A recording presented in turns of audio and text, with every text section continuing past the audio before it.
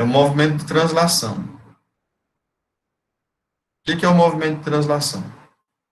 É o movimento que a Terra realiza ao redor do Sol, que é o que já tinha explicado anteriormente. Qual é o tempo, o sentido? É anti-horário também, ó. Pode ver o sentido da seta aqui, é oposto ao ponteiro do relógio, portanto, o anti-horário. E o tempo de duração? 365 dias, que é a duração de um ano. A gente tem a cada 365 dias um novo ano. E tem 6 horas. A cada ano, pessoal, sobram 6 horas. Então, a cada ano, nós vamos ter o ano. O que é um ano bissexto? Aquele ano que tem 366 dias. Tem um dia a mais. Por que a cada 4 anos a gente tem um ano com um dia a mais, 366 dias?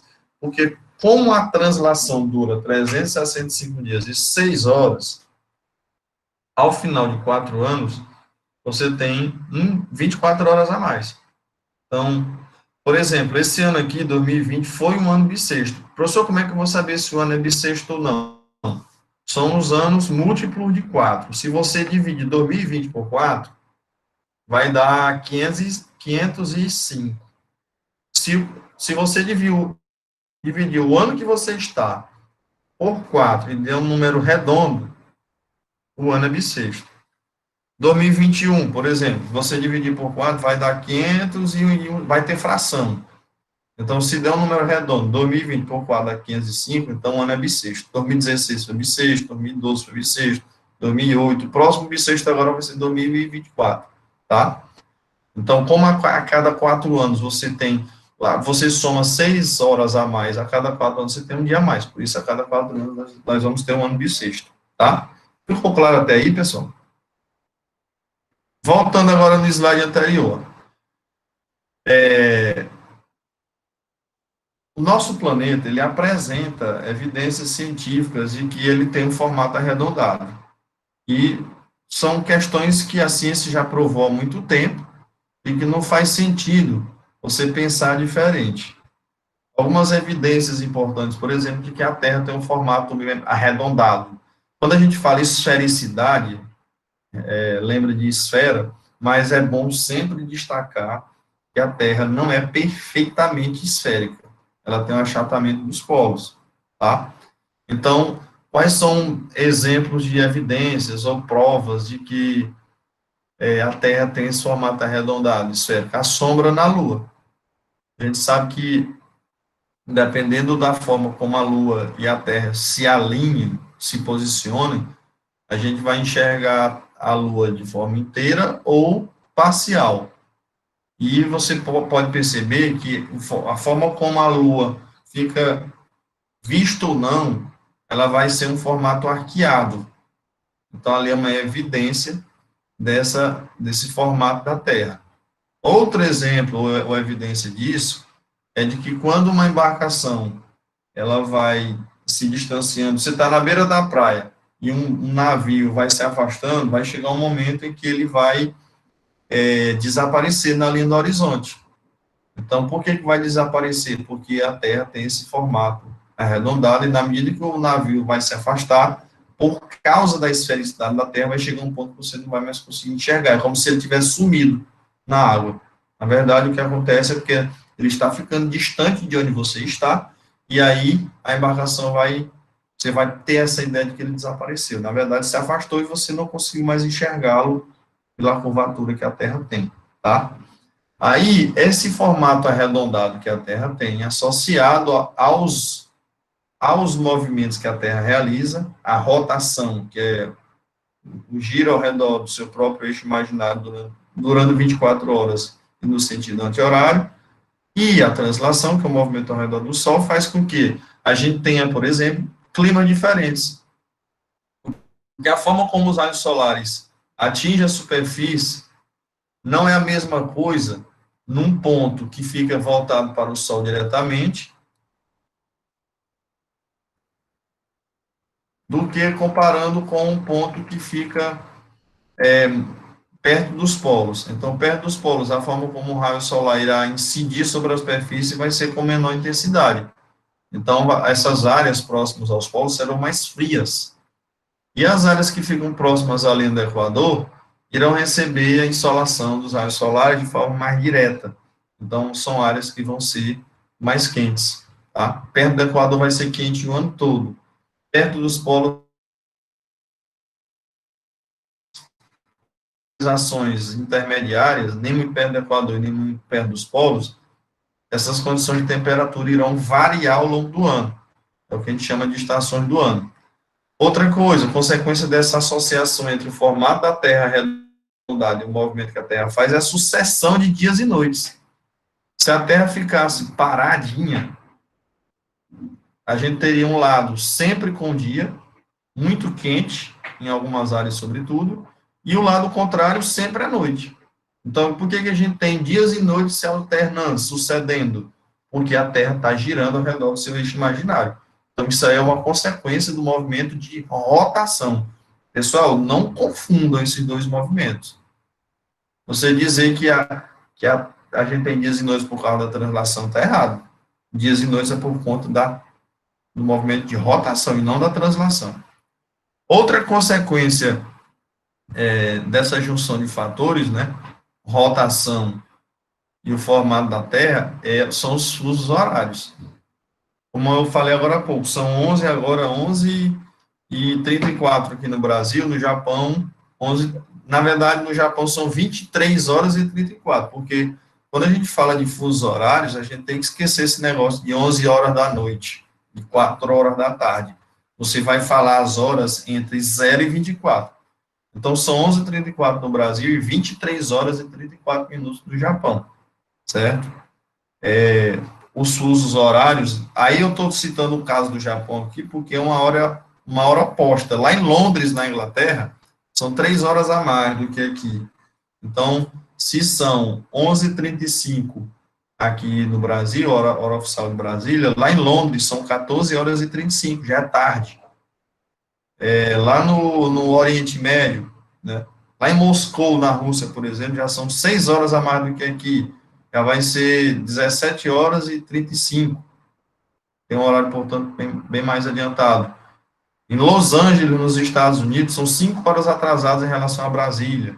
Então, lá é início de manhã ainda, 6 horas e 35 minutos. Tá certo? Então, a gente tem diferenças horárias no planeta por causa do formato da Terra arredondado e por conta do movimento de rotação.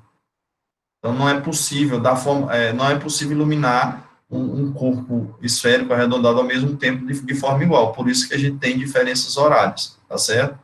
E, como eu já tinha falado anteriormente, as estações do ano também são consequências dessa inclinação do formato que a Terra tem, né? E por causa do eixo imaginário da Terra.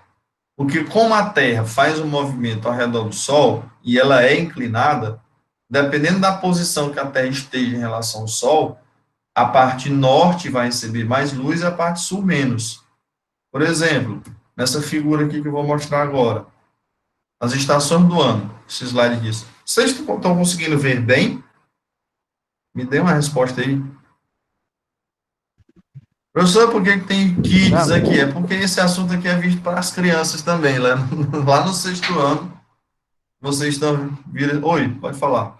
Professor, aquela atividade que o senhor passou é para que dia? Eu acho que eu coloquei a data lá, se eu não me engano foi 5 de setembro, agora sexto é sábado. Acho que sábado, se eu não me engano. Ah, beleza. Aí tinha lá, só sábado, eu pensava que era para antes de ontem. Não, eu acho que eu coloquei a data lá 5 de setembro, se eu não estiver enganado.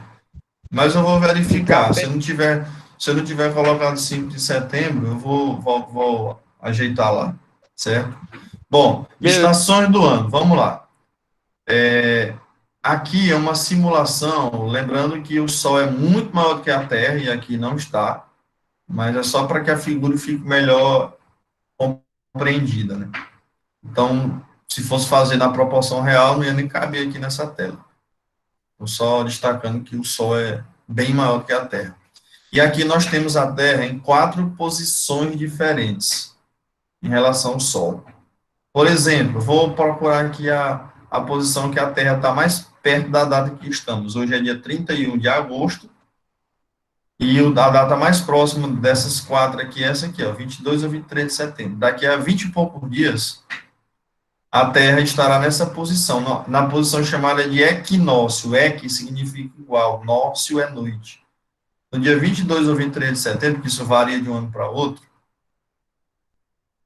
então, o hemisfério sul, norte e o sul estão posicionados em relação ao Sol, de forma que eles vão receber a mesma quantidade de luz no hemisfério norte e sul. Por isso que se fala equinócio, que significa noites iguais. Nócio, noite, e equi, igual. Então, a noite no hemisfério norte e sul será igual, portanto, a duração da noite e, portanto, do dia será igual nos dois hemisférios, tá? Aí, quando for 21 ou 22 de dezembro, como eu falei, pode mudar de um ano para outro. Ah, sim, antes que eu esqueça. No dia 22 ou 23 de setembro, quando há uma igualdade de iluminação nos hemisférios, a gente diz que começou, no caso, o outono no hemisfério norte e a primavera no hemisfério sul. Outono e primavera são estações opostas, ou seja, quando no norte é outono, no sul vai ser primavera. Quando for primavera no norte, vai ser outono no sul. Nunca você vai ter, por exemplo, outono e verão, outono e inverno, primavera e verão, primavera e inverno. O outono vai se alternar com a primavera e vice-versa, tá? Então, dia 22 de setembro, a data mais próxima aqui, da data que estamos, vai começar o outono no hemisfério norte e a primavera no hemisfério sul. Lá para o final do ano, 21, 22 de dezembro, já teremos decorrido 3 meses, aí a posição da Terra em relação ao Sol vai ser essa aqui, ó. Por causa da inclinação do eixo imaginário da Terra, o hemisfério sul, ó, tá aqui, a linha do Equador, o hemisfério sul vai receber mais luz do Sol do que o hemisfério norte, tá? Estará recebendo os raios solares de forma menos direta. Vou fazer um risquinho aqui, para que vocês entendam o que eu estou querendo dizer. Cadê? Eu vou usar o pincel vermelho. Calor do sol aqui, ó. Então, nessa data, 21 a 22 de dezembro, ó, o hemisfério norte está recebendo os raios solares de forma bem direta. O hemisfério sul, melhor dizendo. O hemisfério norte já não estará recebendo os raios solares, formando um ângulo tão reto de 90 graus, como é o caso do hemisfério. O hemisfério sul, portanto, vai receber bem mais luminosidade do que o hemisfério norte. Então, vai ser o período mais quente do ano no hemisfério sul e no hemisfério norte vai ser o período mais frio do ano, tá? Então, por exemplo, essa data de 21 ou 22 de dezembro vai iniciar o inverno no hemisfério norte e o verão no hemisfério sul. Vai ser o período frio no hemisfério norte do planeta e o período quente no hemisfério sul do planeta. Aí a gente fala em solstício. O que significa solstício? É o período em que a duração entre dias e noites será o mais desigual possível. Vocês podem perceber, aí em Paulistano, você já deve ter percebido isso alguma vez, que tem época do ano em que amanhece, por exemplo, no final do ano, perto dessas datas aqui, 20 e 22 de dezembro, amanhece mais cedo e anoitece mais tarde. Meio do ano, junho agora, amanhece mais tarde e anoitece mais cedo, né? Aí, passados mais 3 meses, a posição da Terra em relação ao Sol vai ser parecida com a de 22 a 23 de setembro, só que os hemisférios estarão com estações invertidas, né? Se aqui, no dia 21 de dezembro, você vai ter inverno no hemisfério norte e verão no hemisfério sul, 21 de março, você vai ter o inverso do que era em 22 ou 23 de setembro. Se 22 de setembro aqui, deixa eu apagar esses riscos agora, meu Deus, a borracha. Se 21 ou 22 ou 23 de setembro nós tínhamos primavera no hemisfério sul e inverno no norte, o que nós vamos ter em 21 de março? O inverso. Primavera no hemisfério norte e inverno no sul. Por isso é que no hemisfério sul você vai ter a inversão, né? Aí, passados mais 3 meses, 21 de junho, você vai ter o inverso do que vai ter no final do ano. Vocês estão me ouvindo bem, pessoal? Me dá um retorno aí. Sim? Sim. Pronto. Quando for no dia 21 de junho, vai ser o inverso do que acontece em 21 ou 22 de dezembro. Ó. No caso aqui, o hemisfério norte é que vai estar recebendo luz de forma mais direta do Sol. O contrário do que acontecia nessa posição aqui de 21 e 22 de dezembro, que era o hemisfério sul, que estava mais exposto aos raios solares. Aqui, no caso, é o hemisfério norte. Olha o Equador aqui, em 21 de junho, portanto, o hemisfério sul está recebendo menos luz do que o norte está recebendo mais diretamente. E em 21 de dezembro, é o hemisfério sul que está recebendo luz de forma mais direta. O hemisfério norte está recebendo menor insolação. Então, no caso, 21 de junho vai ser inverno, né, no hemisfério sul, está recebendo menor luminosidade, e verão no hemisfério norte. Aí vai durar esse verão no hemisfério norte até 22 e 23 de setembro, que é quando completa o ciclo. Portanto, nós estamos hoje em 31 de agosto. Esse período do ano agora é verão no hemisfério norte e estamos no final do inverno no hemisfério sul. Professor, quer dizer que nós estamos no inverno paulistano, Nordeste, Piauí? Nós estamos no final do inverno, nos últimos dias do inverno no hemisfério sul. Por isso é que de junho para cá vocês sentiram madrugadas frias, noites frias em Paulistana. Por quê? Porque nessa época que é inverno no hemisfério sul, a incidência dos raios solares ela é menor, portanto, aquece menos. Mas nesse período agora de final de inverno para início de primavera já começa a esquentar. Vocês devem ter observado que nos últimos dias aí em Paulistana já está começando a fazer muito calor. Os próximos 3 meses em Paulistana vai ser de muito calor, certo? Ficou claro, pessoal, esse slide aqui sobre as estações do ano? Seguindo adiante. Ficou claro?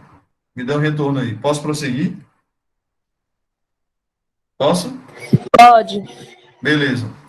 Vamos falar agora sobre. Eu vou mandar também uns vídeos sobre esse conteúdo aqui, que vai ajudar muito a esclarecer, né? Uns vídeos porque no vídeo você tem simulações de movimento, fica bem mais didático. Então, vamos falar agora sobre fusos horários, que é uma consequência também do movimento de rotação da Terra, né? Aí tem um pouquinho de teoria aqui que eu vou falar rapidamente, né? Até esse período aqui, ó, até o século XIX, década de 1880, 1884, cada lugar no mundo tinha uma hora que ele definiu lá. Aí, para quem viajava para lugares diferentes, e como, na medida que os meios de transporte foram evoluindo, e as diferentes regiões do planeta foram cada vez mais, mantendo mais contatos, essas diferenças de horas geravam uma certa desorganização, uma bagunça, né? Então, na medida que foi havendo a evolução dos meios de comunicação e transporte, foi surgindo uma necessidade de criar uma hora padrão para o mundo todo. Cada lugar do planeta, dependendo da localização, tem o seu fuso horário, mas aí iria haver uma organização de todos os horários do planeta dentro desses diferentes fusos horários. E, na verdade, são 24 fusos diferentes. Porque você pega e faz o seguinte, ó. A volta completa no planeta Terra tem 360 graus. O movimento de rotação, ele dura aproximadamente 24 horas. Então, você vai ter 24 fusos.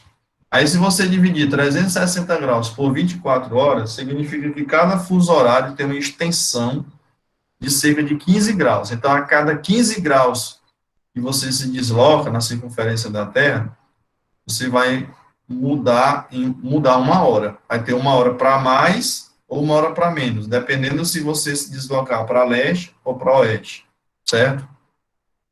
Aí a volta A volta completa na Terra ela tem 360 graus, certo?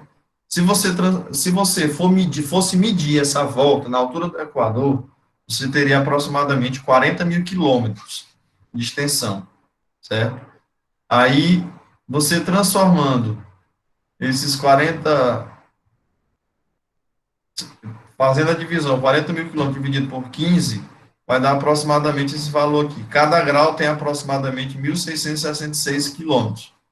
Isso é a velocidade que a Terra gira em torno do seu próprio eixo.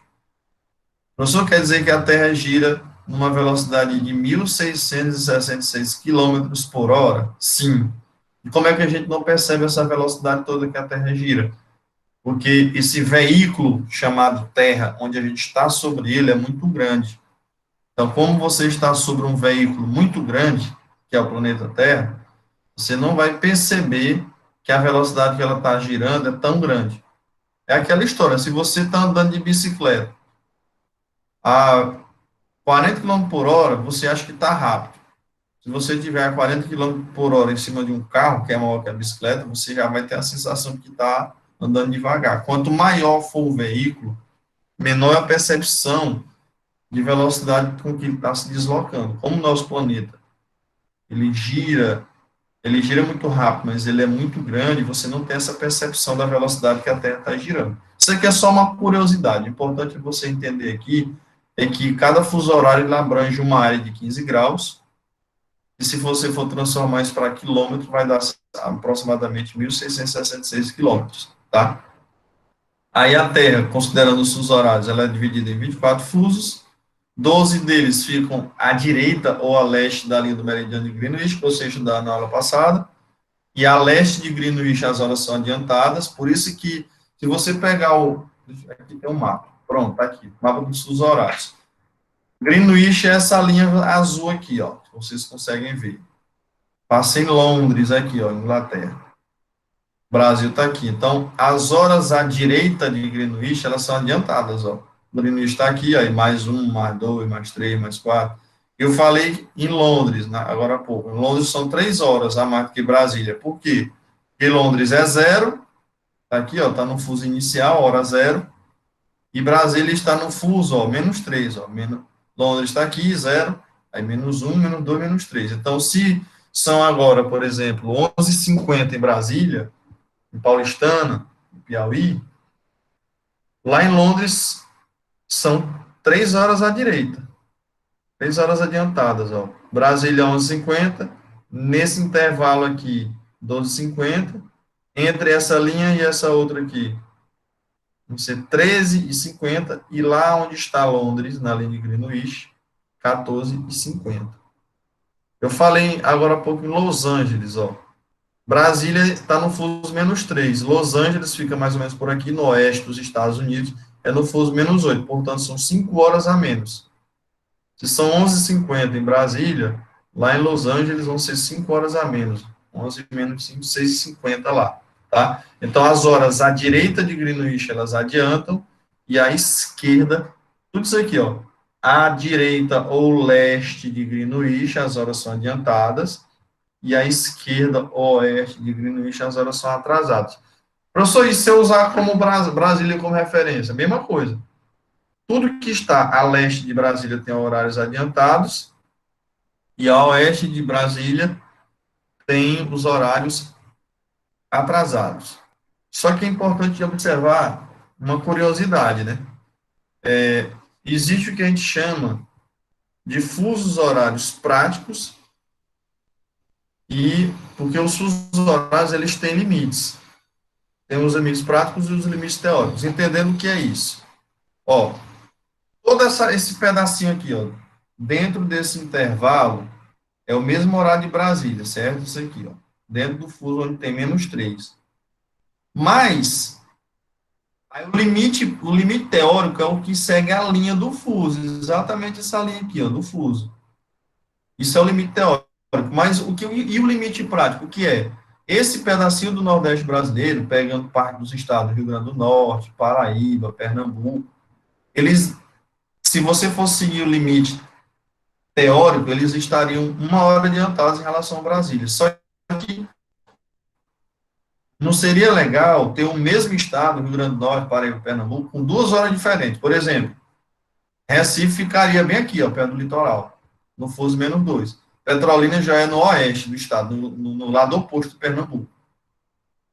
Aí já seria o -3. Então, não seria legal ter um mesmo estado brasileiro com 2 horas diferentes. Então, o limite prático é essa volta que se faz, aqui a curva que se faz na linha do fuso, para colocar os estados com o mesmo fuso horário, certo? Inclusive, ó, se você for seguir essa outra linha aqui também, o fuso horário teórico, prático, melhor dizendo, ele faz umas voltas para colocar alguns estados dentro do mesmo fuso. Por exemplo, Tocantins, o próprio Amapá aqui, para ter o mesmo horário de Brasília, o Rio Grande do Sul, Santa Catarina, Paraná, o Mato Grosso do Sul, também, aliás, Mato Grosso do Sul não, São Paulo. Mato Grosso do Sul já é um outro fuso, já é o -4, né? Para que fiquem dentro do mesmo fuso horário. Então, o que é o limite teórico? É o que segue essa linha. E o que é o limite prático? São essas curvas que se fazem dos fusos para deixarem os estados, todo o estado com o mesmo horário, tá? Para não ter divisão de fuso horário dentro de um mesmo estado. Por exemplo, Pernambuco ter 2 horas diferentes. Voltando aqui, lá para essa parte de teoria, né? Alguns países têm o que eles chamam fusos horários com frações. Por exemplo, ao invés de mudar o horário só de hora em hora, tem alguns países que usam frações de horas. Por exemplo, um país ele está numa posição que, ao invés de ser 4 horas ou 5 horas adiantadas ou atrasadas em relação ao Greenwich, ele tem 4 horas e meia, né? Seguiu-se fielmente a posição que aquela localidade, ou aquele país, ou aquela cidade está em relação ao Greenwich, e ao invés de colocar 4 horas de diferença ou 5 horas, colocou-se 4 horas e meia, porque ele está numa posição que não é nem 4 nem 5, é exatamente 4 e meia. Por isso se fala em os horários com frações de horas, né? Aí, se a gente, isso aqui eu já tinha falado na semana passada, né?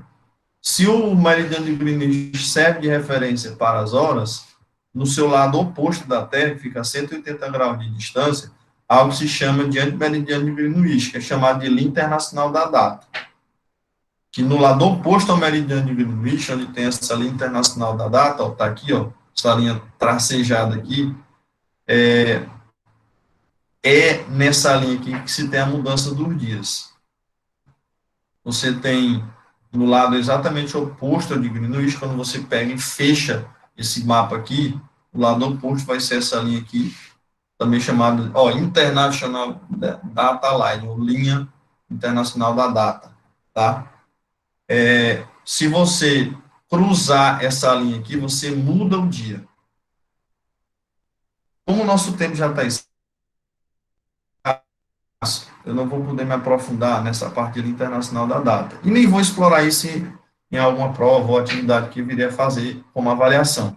Mas para quem tiver mais curiosidade, eu posso postar algum material no mural ou tirar a dúvida de vocês pelo WhatsApp sobre essa questão da linha internacional da data. Seguindo adiante, vamos falar agora sobre os fusos horários no Brasil. Só está faltando um pouquinho, só 2 slides. Vamos lá, paciência. Só falta 3 minutos, eu vou tentar acelerar. Até 1913, cada cidade tinha um horário independente no Brasil, né? Conforme a hora solar. Aí o governo, na época, né, Hermes da Fonseca, criou um decreto que estabeleceu no Brasil 4 fusos. O que tem 5 horas atrasado em relação ao Greenwich, o que tem 4, o que tem 3, que é o de Brasília, e o que tem 2 horas atrasadas, que é o que fica nas ilhas aqui, ó. Não fazem parte do Brasil continental, são ilhas. Fernando de Noronha, por exemplo, tem 1 hora adiantada em relação a Brasília, tá? Aí, até 1900, a partir de 1913, passou a vigorar isso aqui, ó, esse pedaço aqui do Acre, o estado todo do Acre, na verdade, e o Amazonas, tinha um fuso de 2 horas atrasado em relação a Brasília, certo? Aí, em 2008, foi criada uma lei no Congresso Brasileiro que extinguiu esse fuso do Acre aqui, desse pedaço do Amazonas.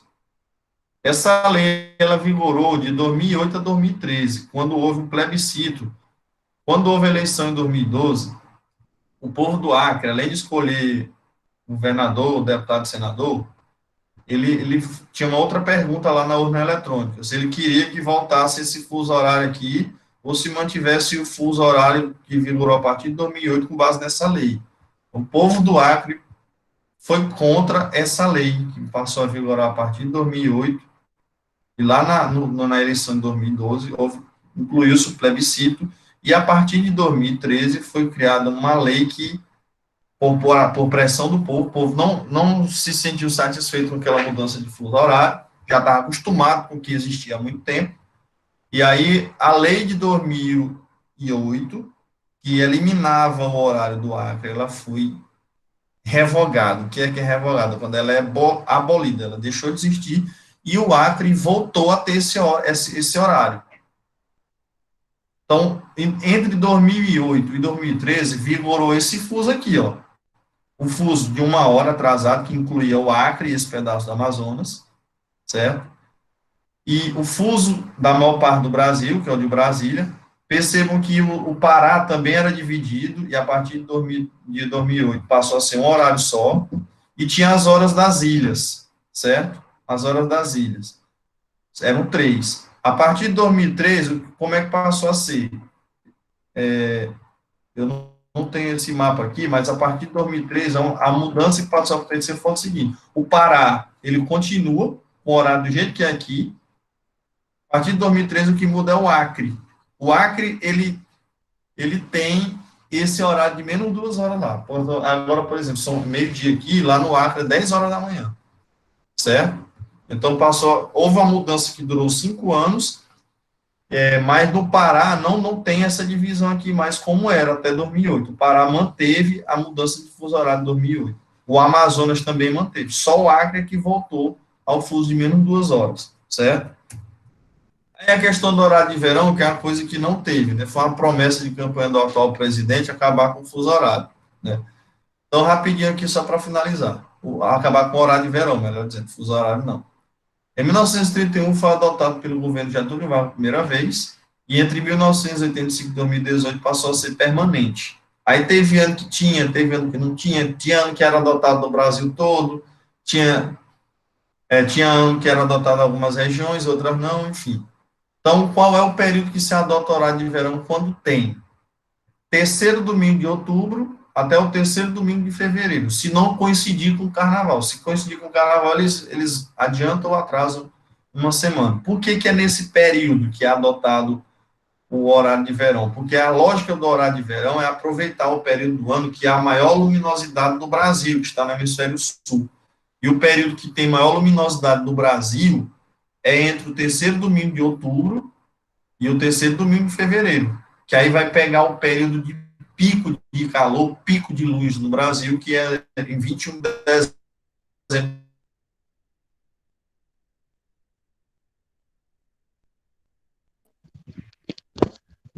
Professor, travou. Solar. Oi, Travou aqui. oi. Tá travado. Travou o vídeo, a voz, estão ouvindo? Agora não. Voltou agora? Voltou? Voltou. Voltou, tá? Vocês estão conseguindo enxergar bem agora? Tô. Eu estou finalizando aqui, é rapidinho, 2 minutinhos só.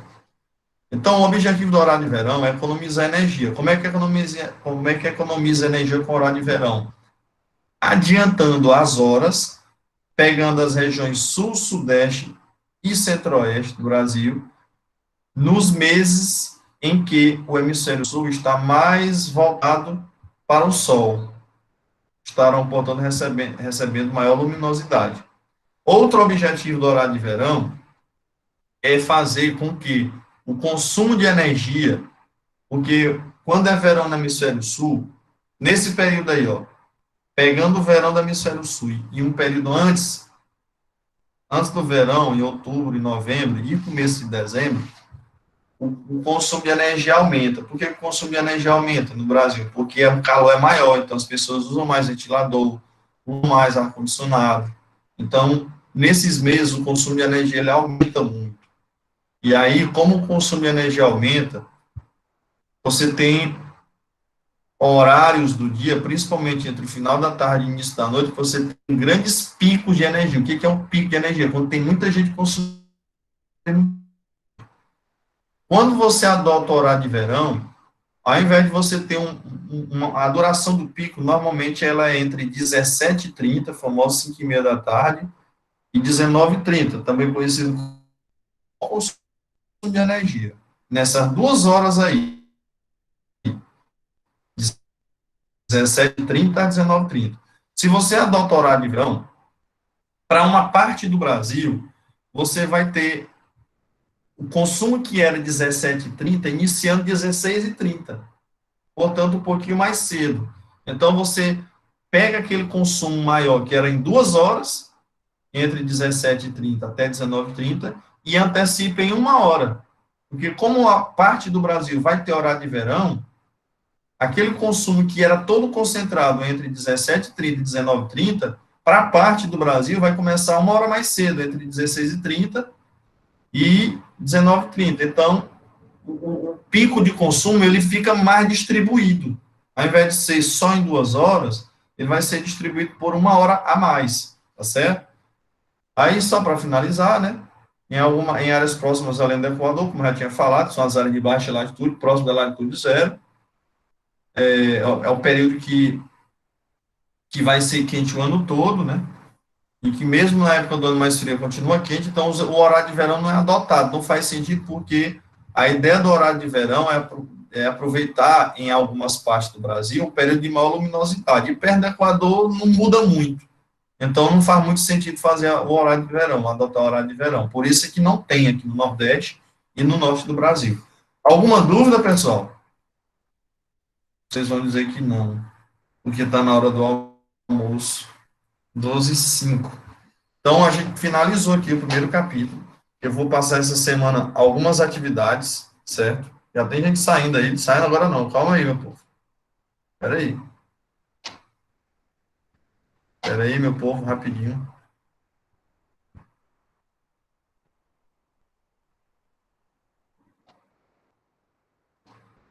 Foi sair todo mundo. Tudo bem, tchau, tchau, bom almoço.